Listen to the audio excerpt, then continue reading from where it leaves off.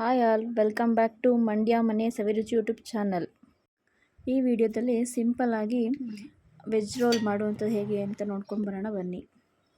ಇಲ್ಲಿ ನಾನು vegetables ಗೆಡ್ಡೆಕೋಸು, carrot, 2 onion, 2 ಟೊಮೊಟೊನ ತೆಗೆದು ಕಟ್ ಮಾಡಿ ಇಟ್ಕೊಂಡಿದ್ದೀನಿ. ನೆಕ್ಸ್ಟ್ ಒಂದು ಪ್ಯಾನ್ ತೊಗೊಂಡು ಅದಕ್ಕೆ ಸ್ವಲ್ಪ ಆಯಿಲ್ ಹಾಕೋತಿದ್ದೀನಿ. ನೆಕ್ಸ್ಟ್ ಇದಕ್ಕೆ ಕಟ್ ಮಾಡ್ಕೊಂಡಿರುವಂಥ ಈರುಳ್ಳಿನ ಹಾಕ್ಕೊಂಡು ಸ್ವಲ್ಪ ಫ್ರೈ ಮಾಡ್ಕೊತಿದ್ದೀನಿ.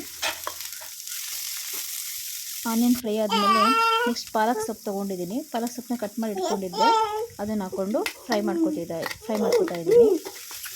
1-2 ನಿಮಿಷ ಫ್ರೈ ಮಾಡಿದ್ರೆ ಸಾಕಾಗುತ್ತೆ. ಇನ್ನು ನೋಡಿ, ನನ್ನ ಮಗ ಕೂಡ ನಾನು ಮಾಡ್ತೀನಿ ಅಂತ ಫ್ರೈ ಮಾಡ್ತಾ ಇದ್ದಾನೆ.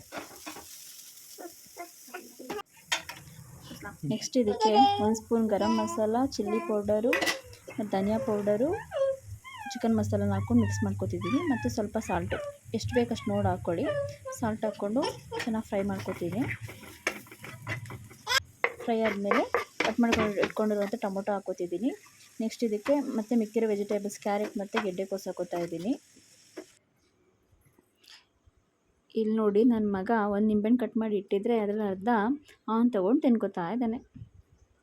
ನೆಕ್ಸ್ಟ್ ಇದಕ್ಕೆ ಫ್ರೈ ಆದಮೇಲೆ ಅರ್ಧ ನಿಂಬೆಹಣ್ಣು ತೊಗೊಂಡು ಇದಕ್ಕೆ ಹಾಕ್ತಿದ್ದೀನಿ. ಇದೇ ಫೈನಲ್ ಲಾಸ್ಟ್ ಇದು ಸ್ಟಫಿಂಗ್ ರೆಡಿ ಆಗುತ್ತೆ.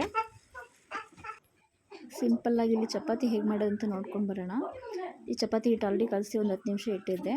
ಮತ್ತು ಇದನ್ನು ಚಪಾತಿನ ಈ ಥರ ಉಂಡೆ ಕಟ್ಕೊಂಡು ಇದು ಮಾಡಿ, ಮತ್ತು ಇದಕ್ಕೆ 1 ಸ್ಪೂನ್ ಆಯಿಲ್ ಹಾಕೋತಿದ್ದೀನಿ.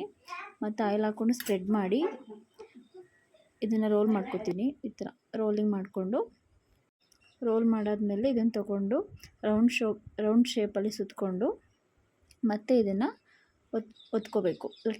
ಲಟ್ಟಿಸ್ಕೊಂಡು ಲಟ್ಟಿಸಿದಾದ್ಮೇಲೆ ತವ ಬಿಸಿ ಮಾಡಿ 2 ಸೈಡು ನೀಟಾಗಿ ಲೋ ಫ್ಲೇಮಲ್ಲಿ ಬೇಯಿಸ್ಕೊತಾ ಇದ್ದೀನಿ. ಈ ಥರ ಮಾಡಿದ್ರೆ ಚಪಾತಿ ತುಂಬ ಸಾಫ್ಟಾಗಿ ಚೆನ್ನಾಗಿ ಬರುತ್ತೆ. ಬೇಯಿಸುವಾಗ 2 ಕಡೆ ಸೈಡು ಒಂದೊಂದು ಅರ್ಧ ಸ್ಪೂನು ಆಯಿಲ್ ಹಾಕ್ಕೊಂಡಿದ್ದೀನಿ.